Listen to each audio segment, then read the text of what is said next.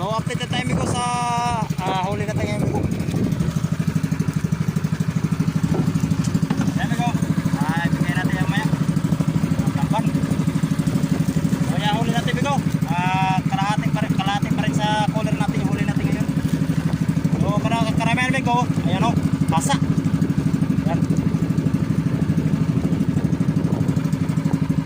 pasa amigo. Yung karamihan natin huli ngayon amigo, purasa. May mga halo rin na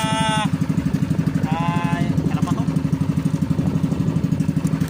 So ayos amigo, may mga galunggong din amigo, pero kakaunti na yung galunggong natin ngayon. Karamihan talaga nagsipat ay ano, ito, pasa. Karamihan nagsipat.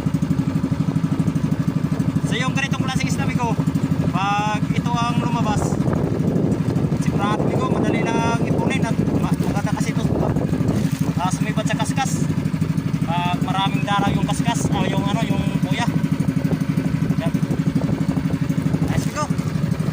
Sulit amigo yung laot natin ngayon amigo. At nakaisda din tayo kahit pa paano. So ayan.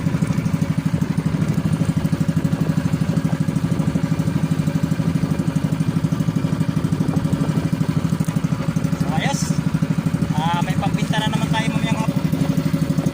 Kalahati amigo, kalahati.